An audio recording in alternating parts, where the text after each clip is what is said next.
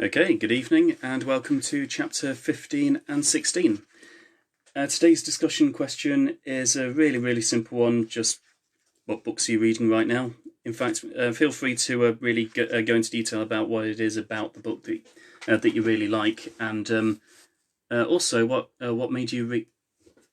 I might actually use this for future discussions. Well, what makes you read past the first chapter of any book that you're reading?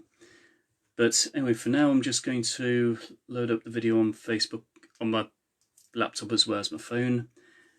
And after I've played for time just a little bit to make sure that people get notified this video actually exists, then I'll begin. So, at the end of yesterday, it was a bit of an intense day. The Underdogs managed to fight their way through the centre of the inner city prison and managed to barely survive and took shelter with a complete stranger. Meanwhile, news got back home to Spitfire's rise. So just tidy up the desk a bit. Probably should have done that before I went live, but 6 PM snuck up on me. The news got back to Spitfire's rise, and Mark decided, you know what, we've basically lost the war. We might as well go to Lieutenant Lambourne's headquarters and find out what the whole thing was about to begin with. So, here we go.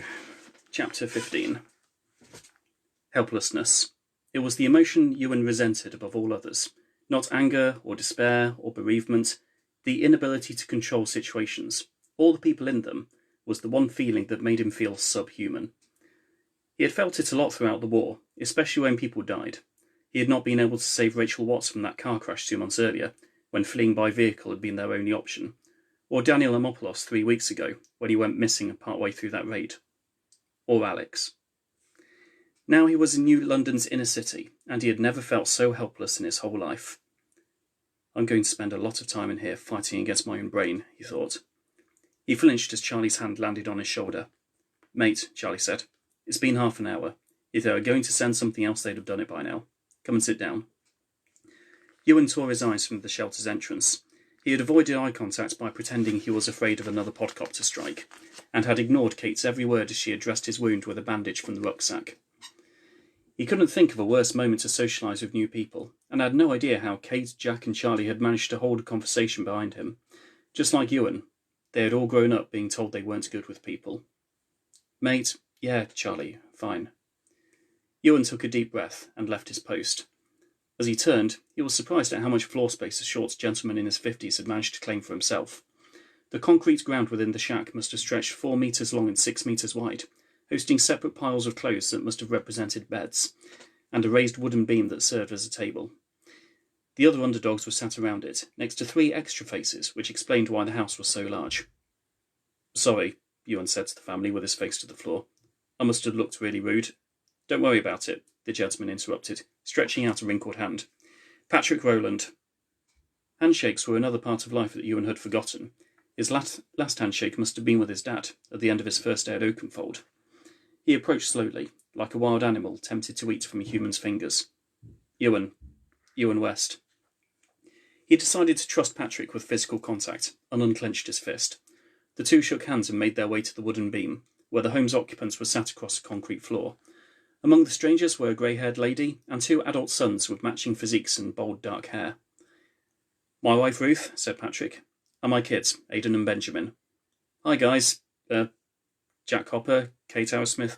We've done that bit already, said Jack with a smile. Oh. Ewan's friends must have reached the same conclusion, that Nicholas Grant already knew their names and details, so there was little point keeping secrets from their protectors. So, who are you? Ewan began. Other than your names, I mean. What did you do back in... Bloody hell, talking to regular people is difficult. Must be out of practice. Us? We ran a bed and breakfast in Croydon, began Patrick with a nostalgic smile. And Benjamin became a lawyer in Twickenham. Aidan, our eldest here, got his architecture degree in Bristol and stayed there. Aidan cracked a conflicted smile. I was visiting for Dad's birthday when the soldiers came, he said.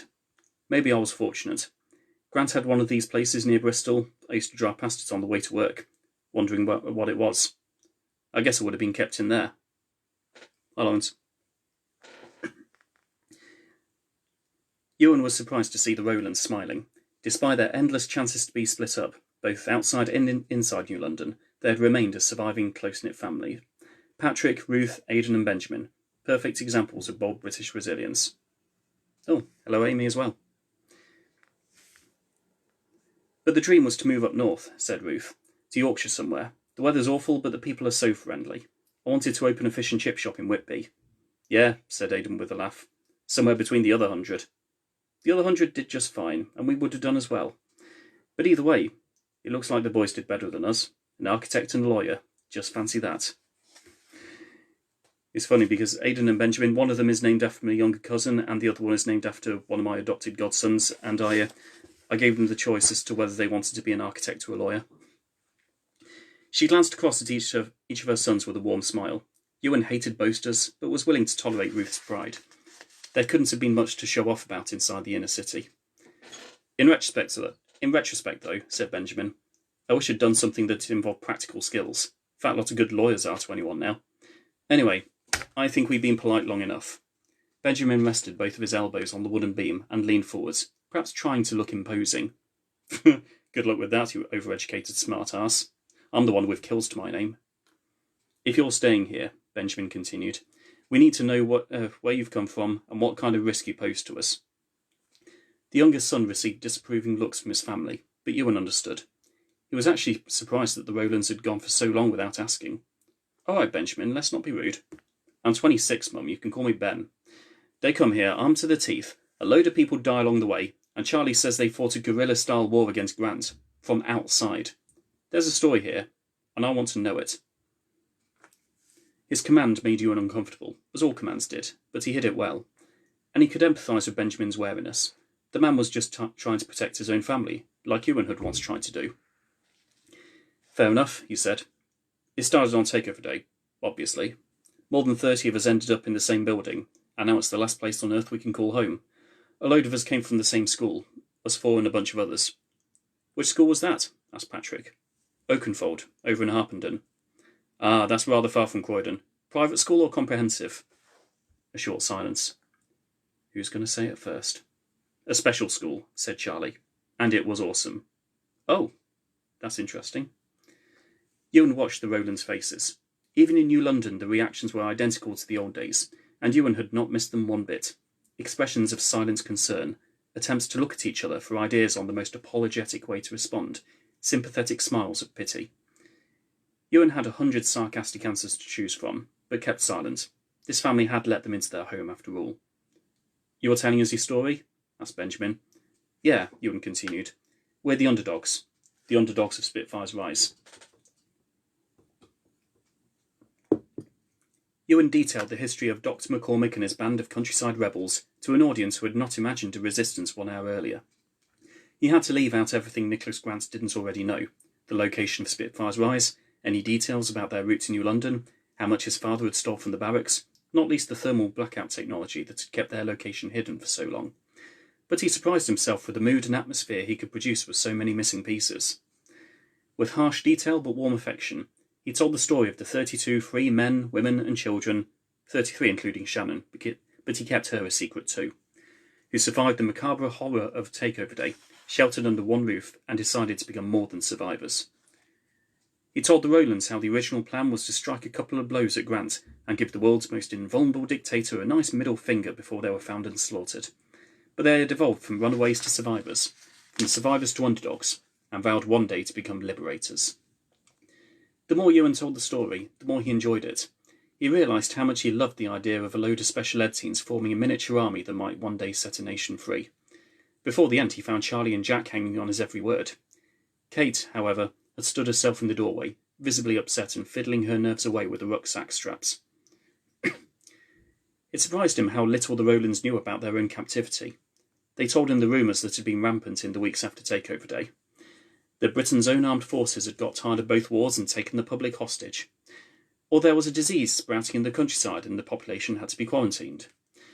Or the Americans had marched in and taken control before Grant had made the country too powerful, and so on. They had never heard of Oliver Roth, and gave no reaction when Ewan told them that Keith Tyler was dead. They hadn't even known the uniformed soldiers weren't human. Clone technology was nothing more than science fiction to them. When he finished, Ewan gave the family a moment to collect themselves. It must have been a hell of a lot to learn all at once. Anyway, he said after the silence had lingered long enough, I'm guessing your architects looked at the walls? It was the first thing I did, said Aidan with a sigh. Well, after the first week was over and the crowds had stopped flooding against them. They seemed to think if they pushed hard enough they'd fall over or something. But it's concrete. I'm guessing reinforced. Which begs the other obvious question. How we got in? Asked Jack. Yeah, how on earth did you manage that? It was a bloody achievement, said Charlie. A laser cannon, Ewan answered. One of Grant's big ugly weapons. But even if you had one down here, you'd still have to climb. We were on the lowest floor when we got in here and we still dropped down. This place is like a basement without stairs. Hello, Amy. Aidan hit his fist against their floor, and Benjamin snarled in frustration. Their older and more pragmatic parents nodded their heads in acceptance.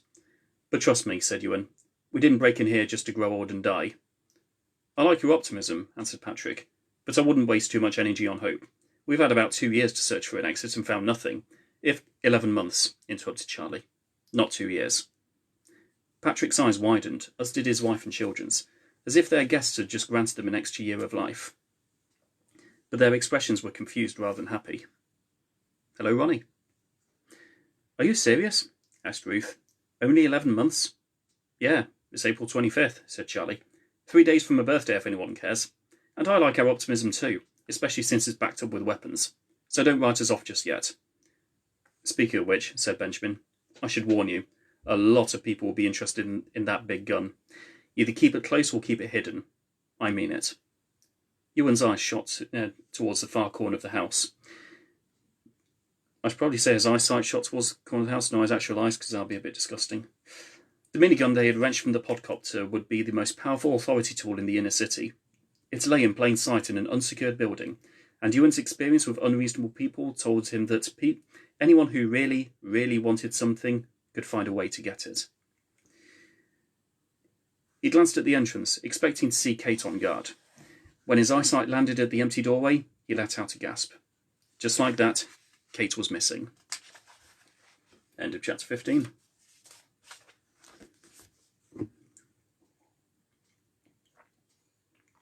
So if anyone wants to share what books they're reading right now, or any questions, comments about the story, I will either answer live if you're watching this live, or I'll answer later for anyone who's watching this, well, kind of on catch-up. That's the thing with having an autism community that stretches all the way around the world. Barely anyone gets to watch these things live. But I will carry on checking for comments and answering. Chapter 16. McCormick had lost soldiers before, over 20 of them, but the pain never dulled. He wouldn't let it dull, because each of their lives was worth mourning. It would be a huge betrayal of the deceased if he ever acclimatised to the pain of losing someone. That made it all the more painful to lose 5 at once. The Boys' Brigade attic felt isolating at the best of times, even when he had company. The hall may have had a long history of hosting joyful children, not least Simon Young, but that history was far away. Simon had not returned from Spitfire's rise. The logical McCormick knew the lads had had time to get there and back, but the human McCormick, the McCormick who had just lost people he loved, was afraid that something awful had happened to Simon too. The phone rang. It had been all McCormick had wanted, but the last thing he had expected. At least one of the strike team was still alive. Wait, that's the number ending in 202. The same phone that called me right after they broke in. Is that really... McCormick answered the phone. After a few moments of brief flicking images, the video focused. It showed a man's feet, staggering around on a carpeted floor. Hello? McCormick asked, to no response. The phone was dumped onto a kitchen worktop, fixing the camera's view to the ceiling. The light fixtures revealed that Alex was in somebody's house, far away from the Citadel. Yep, after all that, Alex is actually still alive. Last time we saw him, I think it was chapter 9, and he'd just been trapped inside the clone factory control room. But he's here. Bandages, came his deep, distinct groan. Come on, come on! Alex! McCormick barked. Clatter sounded across the kitchen floor from objects thrown around in frustration. They won't have bandages, McCormick thought. They'll have 2-inch plasters and a cute pair of miniature scissors.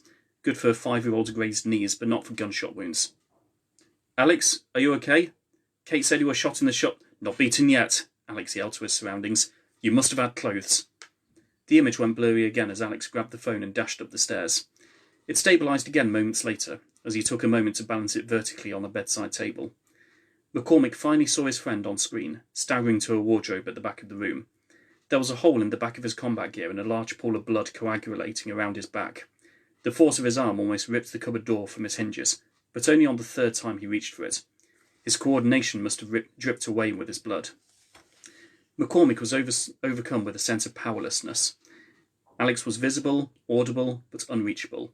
He could die on screen with McCormick miles away in a dark attic. Alex sat down on the bed with an armful of clothes, finally facing the phone, and removed his shirt. He winced in obvious pain as it slid over both sides of the bullet wound, and started to wrap a long-sleeved shirt around his neck and armpit. "Hi, sir," his voice gasped through the phone speakers. "Are you okay?" McCormick asked, his voice wobbling. "Talk to me." "I'm alive," said Alex. "Somehow. Got out and hiding in the next village. I've lost some quite a lot." "Slow down, Alex. Nice, relaxed breaths." "Now, you take nice, relaxed breaths, you old fart. I'm the one who needs blood. It's the one thing you can't scavenge in the countryside." Even through a phone screen, McCormick could tell the knot in the makeshift bandage was an ugly one, but it held. Alex reached for shirt number 2 and repeated the process, clenching his teeth as he compacted his wound tighter. McCormick felt a weight in his stomach, feeling the pain of his friend from miles away. "You sound surprised to hear from me," Alex moaned. "Yes. Kate told me you were cornered and unarmed. I was trapped in the clone factory control room. Thankfully, I'd already killed 3 clones on my way in. Their leftover weapons held more than enough bullets. I killed a few guards at the Flora Z exit, a few more at the water... He seemed to struggle with the second knot far more than the first. "Alex?" "Yeah, I'm fine." "Alex," McCormick boomed, loud enough to worry being heard outside the comms unit. "I need you to be honest. No, no comic exaggeration now. How are you really holding out?" "Weaker than strawberry wine, but I'll be okay if I stay awake. I've got water. These guys had bottled stuff left in the fridge. So, what happened to the others?" McCormick couldn't find the words. His silence was enough of an answer. "Ah, crap." "I haven't heard from them in an hour," McCormick said with a sigh. "They were trying to reach the exit. So they could be alive, right? Let's talk about getting you home." "Well, that's a pretty bloody clear answer. And that must be more than 3 minutes already. Call you back." The screen went blank, and McCormick was alone in the world again. Silence took over. Ronnie's answered the daily question, what books are you reading? Reading Underdogs. Thank you very much. And Enigma Tales, which I have to admit I've not heard of that one. You have to tell me what that's about. Silence took over. Simon had still not returned, and all the worst possibilities were creeping into McCormick's mind. Keep the tears away. Alex says he's calling back. It took several lonely minutes, but Alex did call again. When he did, he was lying down on the bed. "Get up, Alex," said McCormick. "If you fall asleep, you're not waking up again." "By all rights, I should be dead already," the figure on the bed mumbled. "I only got out because the others were pinned down. 5 bullets left now." "What's the point in a telescopic handgun if you've only got 5 bullets? "Alex, for once in your life, just bloody listen to me. Get up." "I think there are arteries in our shoulders," Alex continued slowly, as if drunk. "But the bullet must have missed them. Ewan says there's no such thing as luck. Raj says the big guy answers his prayers. I've gone through my life thinking that sometimes crap just happens. I don't know which one of us is right anymore." "We'll talk about it at home," said McCormick. "Don't give up. You made it this far." Alex laughed his way into a cough. "Me give up? You never met my dad. Well, my trainer. I was never allowed to call him Dad in the dojang. I can hear his bloody voice now, barking the same stuff about fighting through the pain. I was raised on a diet of martial arts and shouting. There's a massive black guy probably ruling the roost somewhere in New Brighton right now, but in a way he's still here with me. Wherever we go, the moral of every story is still, don't lose. Dean Ginelli, my father, but mainly my taekwondo coach." "Are you talking about him to keep yourself awake, or is this your vulnerability finally coming out?" The vulnerability in Alex had always been there, and McCormick had always recognised it. The man had disguised it well. He had talked about his childhood years as the only black kid my side of Brighton, like it was a badge of honour, rather than a source of isolation, and claimed that his lone wolf approach to missions was due to his own skill rather than any difficulty with teamwork. He expressed pride in being one of the last surviving normal underdogs, knowing how much it irritated the Oakenfold teens. But McCormick knew it was just to disguise how isolated he felt. It must have been a taste of what the students had felt in the old days, but in reverse. But even without them, Alex would have disguised his vulnerabilities all the same. McCormick could see their root cause as clear as daylight, an upbringing of not being allowed to show weakness. Dad used to tell me that people who give up don't have souls, Alex finished, so I've never given up. Do you believe in souls? I believe in people, answered McCormick evasively. Especially you. Now let's get you home. Stuff that, said Alex, dragging himself up from the bed and out of view of the phone's camera. He seemed to be heading for a window. If they get within half a mile of the exit, I'll be in radio range. I'm staying put and keeping an ear out. McCormick saw no reason to argue. Alex's strategy was unlikely to work, but there was no point trying to convince him. Well, either way, McCormick answered. Make yourself secure there. I'll send Simon and Gracie with food and medical supplies. You'll be home in 2 days. Silent Simon and Lazy Gracie? Oh, my two bestest friends? Have you run out of cool kids back at home? Wrong joke, wrong moment. Going by Alex's sudden silence, McCormick knew he instantly regretted his words. Alex walked back into the camera shot and returned to the bed, patting a hand against the sticky, dampening clothes around his shoulder. You don't need to send anyone, he finished. There's enough here to keep me going. Just don't expect me to come home. You will live, Alex. Make yourself believe it.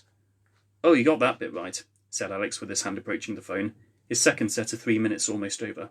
I'm definitely going to live, but I'm not coming home. Not without the kids. Yeah, the description said that this bit was about Thomas delivering some tense news to McCormick. My bad, completely got the chapters mixed up. The last time we saw Thomas, Mark had sent him to the comms unit to basically tell McCormick that the remains of the Underdogs were heading out to Lieutenant Lambourne's headquarters. Thought that was this chapter, but no, that's a little while from now. But on the plus side, Alex is alive. Now, a quick drink and new scene.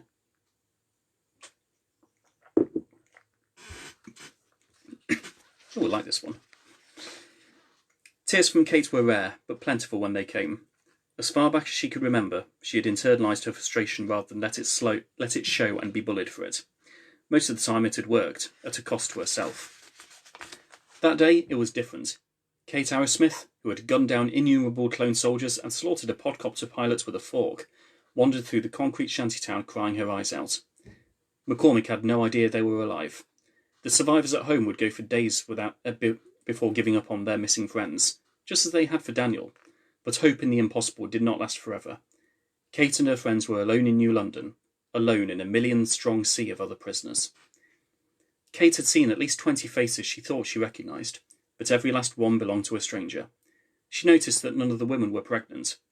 This was neither a place to raise a baby, nor a world to bring one into. Her faint wish to find her grannies withered, when she noticed there were no elderly people either. On top of the horrifying sights, the inner city was a sensory nightmare. The sound of crowds, shouts and crying children, the scrape of concrete beneath her boots, the smell of decay, urine and body odour, the taste of them all in the back of her throat. None of her senses were left unscathed. She was marching alongside a mass toilet. Grant's architects had installed unisex trenches, cubed concrete buildings, at 1 mile intervals. Kate tried to imagine a world where she'd have to walk a mile every time she needed the loo, but even with that world surrounding her, it was still unimaginable. Julie says, I daren't touch anything on my phone just in case it stops video. Here we go. Halfway Through Gone by Michael Grant. I love that book. And yeah, Michael Grant was very generous in giving a quote for the front of the book as well. So I kind of owe him, really. Regularly go back to Underdogs 1. Oh, thanks. Always dipping into Harry Potter. I'm still halfway through book 3. And yeah. With regards to the last sentence, yeah, I think that reading right now is probably more important now than it's been in recent memory. So yeah, the more you can read, the better off you'll be. Kate! Came a scream from close by. Oh no, not now. There was no point in running. She could not afford the attention it would draw to her. Ewan's hand gripped her shoulder as if she were a naughty child running around in a supermarket. Don't make yourself a target, he whispered. In case you haven't noticed, we're not popular with the locals. The locals. The people they had fought for since the beginning. The faceless crowds in Kate's imagination every night before she slept, who now hated her. With good reason, too. Kate, we need to get back. Get the hell off my shoulder, she yelled, spinning round and batting Ewan's arm to one side. Ewan staggered and clenched his teeth. She had hit his wounded arm. She made her face visible, allowing him to see the state she was in, and awaited his stunned reaction. She knew he had never seen her cry before. Dumbfounded, he took a tiny step forward and then back again, as if he wanted to offer a hug but didn't know how. Kate pretended not to notice. I'm looking for him, she muttered. Who? Alex? James, remember him? James? Your brother from Block 1? A nod. He's my favourite person, she gasped. And I owe him. I'm sorry, Kate, Ewan continued, but going after him's a stupid idea. Needle in a haystack doesn't even cover it. You won't understand, she cried. You've got nobody in here. Everyone I ever loved is in New London, so are Charlie's and Jack's families, and Raj's, Simon's, Gracie's, everyone's except yours. You said it before, Ewan. There's no one you love in here, so don't pretend you get it. It must have hurt him. He didn't say anything for a few moments. Kate was caught between a desperation to apologise and her need to stand firm. Hello, Debbie. No, said Ewan, but there's 3 people I like. I don't want you running off and making it 2. Since when did you have a problem with running off? She yelled, ignorant of the prisoners now paying close attention. You abandoned the Block 1 group on takeover day just like the others. Mark screamed, get bloody running, they're not worth it, and you left James along with everyone else. And you stayed with him for how long? Another 2 minutes, maybe? Kate slapped him. It was an enormous slap, filled with a year's supply of repressed rage and delivered with strength that only a gymnast could manage. Ewan almost tumbled off his feet, and both hands clutched his reddening face. I guess I deserved that, he gasped. Normal people apologise around now. I'm not normal, Kate. You may have gathered. I'm sorry I said that, but I'm not sorry we left the Block 1 guys. If we hadn't, the Underdogs wouldn't exist. Sometimes you have to run so you can fight another day. Yeah, Kate finished. And this is another day. Ewan let out a huge sigh, a deliberately loud one, but said nothing. He's really at the disabled end, Kate continued. His whole world is different from ours. Everything new or unplanned is automatically scary. Everything bright is too bright, everything loud is too loud. And I've heard loads of people say, oh, that must be great to see the world differently, but you and I both know it's a load of crap. Sometimes it is, Kate. But sometimes it's awesome. Yeah, Kate's opinions about her autism are slightly different to mine. Kate didn't want to give any sign that Ewan had influenced her, but after hearing his words, she found herself wondering how James would answer her last sentence if he could talk. He had never been able to respond to her verbally, but she had always talked to him, always believed him to have understood her, and never talked about him like he wasn't in the room. It didn't stop him from being disabled, but he had more dignity that way. Kate looked back on her childhood, a type of childhood not shared by anyone else she knew, and remembered her codependence with James. The roles they played in each other's lives, the routines, the challenges and triumphs of growing up together, the crying and the laughter shared between 2 people who saw the universe so differently. They'd had a sibling bond that couldn't be severed, however profound the learning difficulties, however aggressive the meltdowns, however terrifying the epileptic seizures. Her life was better because her brother was in it. The world was better because James was in it. But this world... For James, she continued, autism means he'll never show any independence. He's the best person on earth, but he's not cut out for a place like this. He deserves so much more than what he gets. He's always deserved more. I've spent every day and night for the last year wondering if he's even still alive, and you're telling me to just not bother with him. Kate stopped yelling, but only to catch her breath. Ewan seized his chance. Kate, he asked in a calm voice, someone will have helped him. Can you imagine what Lorraine would do in here? She'd have built a hospital with her bare hands. There'll be loads of Lorraine Shepherds in here. James will be somewhere, and he'll be safe. How can you be so sure? Ewan gestured at the wasteland around them. He's got nothing anyone would want. Kate swallowed the lump in her throat, and the lip skin she had bitten off by accident. The squalor around her spelt danger for her brother, but in a way, Ewan was right. It's like this, Kate, Ewan continued. We all get our motivation from somewhere. McCormick gets his from a general love of humans. I get mine from wanting revenge from a family. Sounds like James is the reason you're fighting this war, and he's done you a ton of good as a soldier. I don't care, Kate thought. I'd sacrifice every good thing about myself to get James out of here. But you'll never find him like this, Ewan finished. Not in 100 years. And even if you find him, you can't free him. You can only do that from outside. Don't let guilt control you, Kate. Don't let guilt make your decisions. Kate nodded, as common sense took over, and she saw the truth in all its sensible ugliness. James wouldn't be found by taking random paths through the inner city. But all the same, Ewan's advice was too late. Guilt had already made her decisions. It had turned her into a fighter. It had kept her alive as her friends had died around her. The others had been surviving for the sake of surviving, but Kate had lived because of unfinished business. Okay, fine. She was not fine. Nothing was fine. She was just coping. Then again, most of her life had followed that pattern. In an odd way, she was still in her comfort zone. She wiped the tears from her cheeks and found them replaced with more. I'm still crying? What the hell? Ewan was wearing a sympathetic face, and just for a second, his leadership side seemed to fade. So did the control freak from a few minutes earlier, committed to telling her she was wrong. He became the likeable Ewan West again, the one who smiled. In fact, he was planning more than a smile. As he came in for a hug, Kate found Ewan's cheek pressed against hers. That was unusual enough. This place must do crazy things to people, she thought. That, and everything we've gone through today. He's not thinking straight. Nobody's watching now, Kate, Ewan whispered. We're just in the background. He repositioned his head, and Kate saw the shape of his lips. There was only one right thing to do. I'm going out with Raj, she gasped. Ewan froze in place, as did Kate. To an outsider, the scene must have looked like a game of musical statues where the music had stopped at an embarrassing moment. You didn't know either then? She asked. Ewan aborted the hug and stepped back, then checked his surroundings with nervous eyes. Apparently, he wasn't so sure that nobody was watching. But despite the tightly packed houses and dense population, the prisoners took no notice. His face looked uncomfortable, as it always did when people denied him something he wanted. His breathing deepened, and Kate saw the warning signs of one of his Oakenfold-era meltdowns.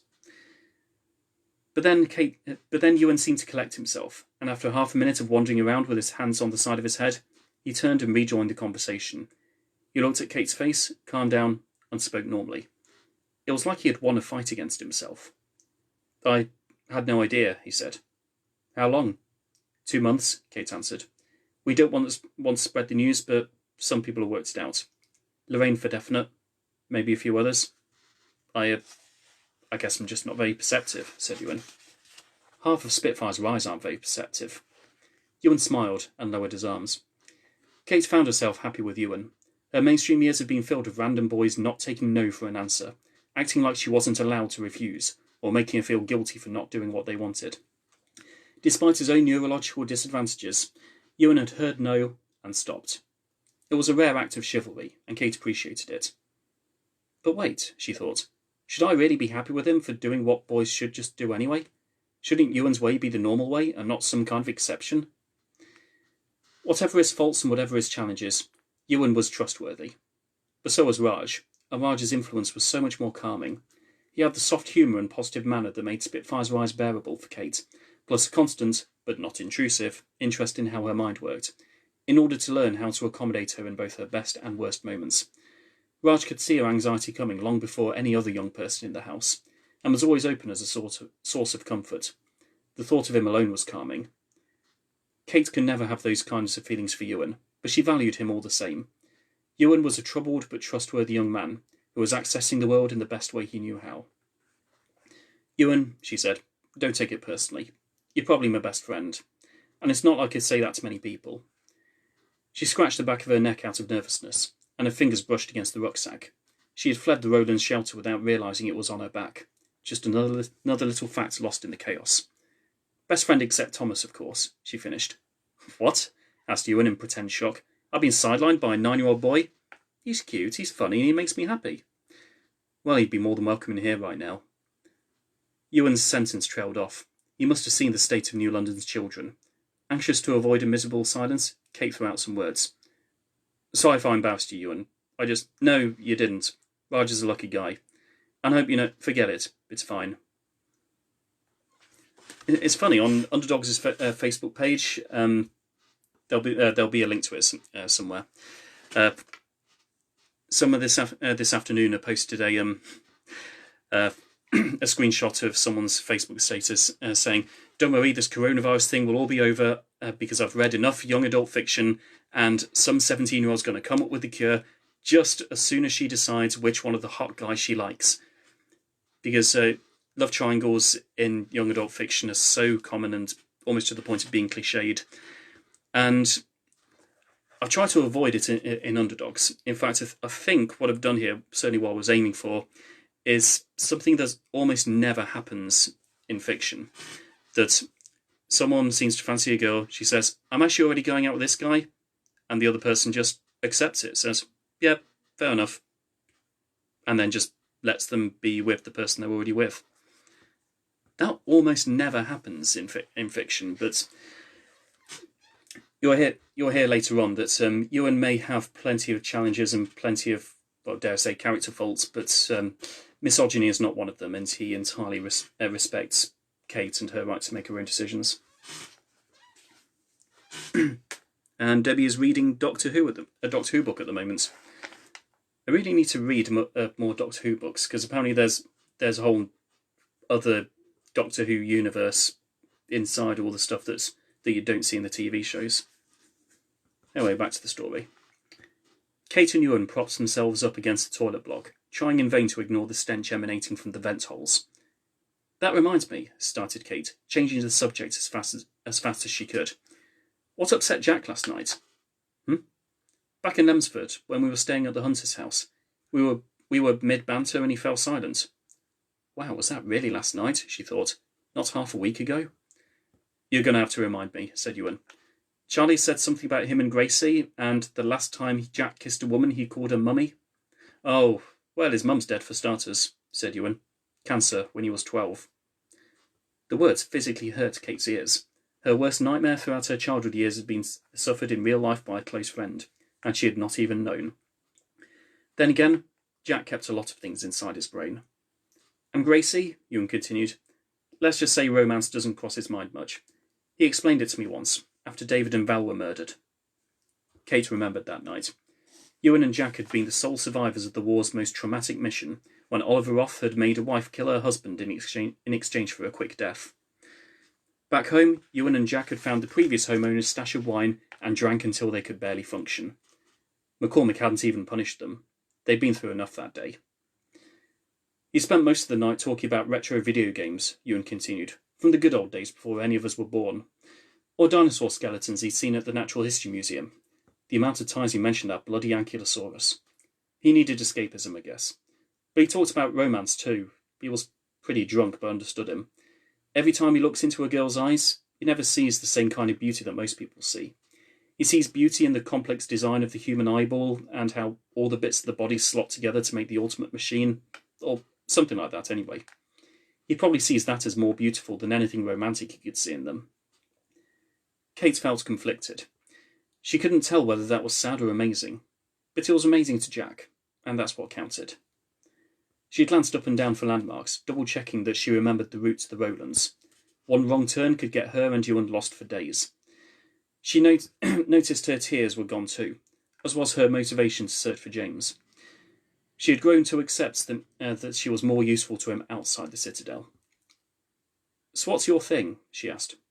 "What? I'm autistic, Charlie has ADHD, Raj is dyslexic. What about you?" "I'm autistic too. But isn't there something else?"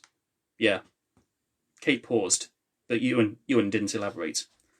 "Remember Stuart," she continued, "the odd guy who did geography at Oakenfold? We talked about you once. He told me there was another diagnosis, and he wasn't very nice about it. Stuart should have been fired long before takeover day. I wasn't the only student he hated.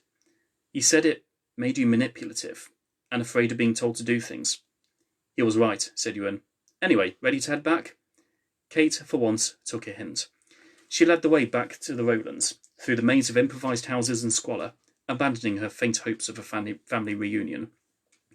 Mark had been wrong on takeover day. James was worth everything, even if Kate was the only one who knew it. Her brother, her amazing, vulnerable older brother, it was worth surrendering every strength she had to find that bond with him again. Not today, James, but one day. I swear it. And that's the end of chapter 16. Right, 16 chapters down, 12 to go, so I'm doing this for another 6 days. Curiously enough, finishing on the anniversary of Autistic Not Weird, the 5th anniversary of Autistic Not Weird. If anyone incidentally has any ideas on what I can do to celebrate that, particularly within the confines of my own house, then yeah, feel free to suggest them. But yep, I'll upload this to YouTube basically as soon as I'm done. I don't know why I said that, because if you're watching this on YouTube, then clearly I already have done. But yeah, leave comments if you want, I'll respond to them, and I'll see you tomorrow for the next 2 chapters. All right, bye.